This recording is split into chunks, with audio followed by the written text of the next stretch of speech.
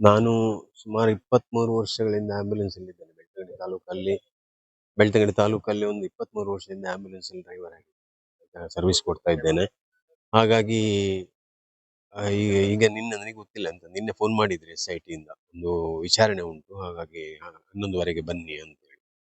ಯಾಕೆ ಅಂತ ಕೇಳಿದೆ ನಾನು. ಇಲ್ಲ, ತುಂಬಾ ವರ್ಷದಿಂದ ಆಂಬ್ಯುಲೆನ್ಸ್ ಅಲ್ಲಿ ಸರ್ವಿಸ್ ಮಾಡ್ತಿಲ್ಲ, ಅದ್ರ ಬಗ್ಗೆ ಒಂದು ಸ್ವಲ್ಪ ವಿಚಾರಣೆ ಮಾಡ್ಲಿಕ್ಕೆ ಉಂಟು ಅಂತ ಹೇಳಿದ್ರು. ಹಾಗೆ ಈಗ 11ವರೆಗೆ ಹೋಗ್ತಾ ಇದ್ದೆ. ನನ್ನನ್ನು ಮತ್ತೆ ನನ್ನ ಫ್ರೆಂಡ್ ಒಬ್ರು ಜಲೀಲ್ ಅಂತ ಅವ್ರನ್ನು ಕರೆದಿದ್ದಾರೆ. ಅಂದ್ರೆ ನಾವು ಸಾಧಾರಣ ಅವನೊಂದು 20 ವರ್ಷ ಆಯ್ತು, ನಾನೊಂದು 23 ವರ್ಷ ಆಯ್ತು ಆಂಬ್ಯುಲೆನ್ಸ್ ಅಲ್ಲಿ. ಮೊದಲಿಂದಲೂ ನಾವು ಇಲ್ಲಿಂದ ಸರ್ವಿಸ್ ಮಾಡ್ತಾ ಇದ್ದೇವೆ ಬೆಳ್ತಂಗಡಿ ತಾಲೂಕಲ್ಲಿ. ಹಾಗೆ ಇಬ್ಬರನ್ನು ಕರೆದಿದ್ದಾರೆ. ನೀವು ಈ ಅನಾಥ ಶವಗಳನ್ನೆಲ್ಲ ಕೊಂಡೋಗ್ತಾ ಇದ್ದೆ. ಯಾವ ಟೈಮಲ್ಲಿ? ಅಂದ್ರೆ ನಮಗೆ ಪೊಲೀಸವರು ಯಾವಾಗ ಮಾಹಿತಿ ಕೊಡ್ತಾರೆ ಅಂತದಕ್ಕೆಲ್ಲ ನಾವು ಹೋಗಿ ಅನಾಥ ಶವ ಮತ್ತೆ ಸುಸೈಡ್ಗಳನ್ನೆಲ್ಲ ಪೊಲೀಸವರ ಮಾಹಿತಿ ಇಲ್ಲದೆ ನಾವು ಹೋಗುದಿಲ್ಲ. ಆಕ್ಸಿಡೆಂಟ್ ಅಂತ ಹೇಳಿ ಆದ್ರೆ ಯಾರು ಪಬ್ಲಿಕ್ ಯಾರು ಫೋನ್ ಮಾಡಿದ್ರು ನಾವು ಹೋಗಿ ಅದನ್ನು ಕೂಡಲೇ ಅವರಿಗೆ ಸ್ಥಳೀಯ ಆಸ್ಪತ್ರೆಗೆ ಸೇರಿಸ್ತೇವೆ.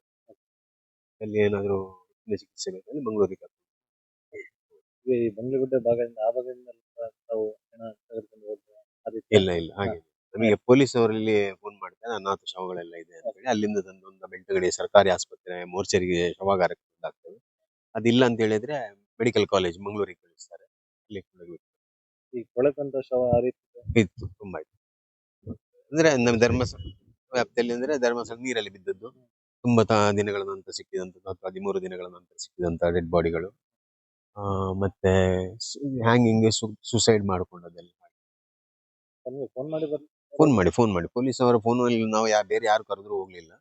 ಪೊಲೀಸ್ ಅವರು ಯಾರು ಫೋನ್ ಮಾಡ್ತಾರೆ, ಹೀಗೆ ಡೆಡ್ ಬಾಡಿ ಮೋರ್ಚರಿ ಸಾಗಿಸ್ಲಿಕ್ಕೆ ನಾವು ಆ ಸ್ಥಳಕ್ಕೆ ಹೋಗ್ತೇವೆ, ಹೋಗಿದ್ದು ತರ್ತೇವೆ.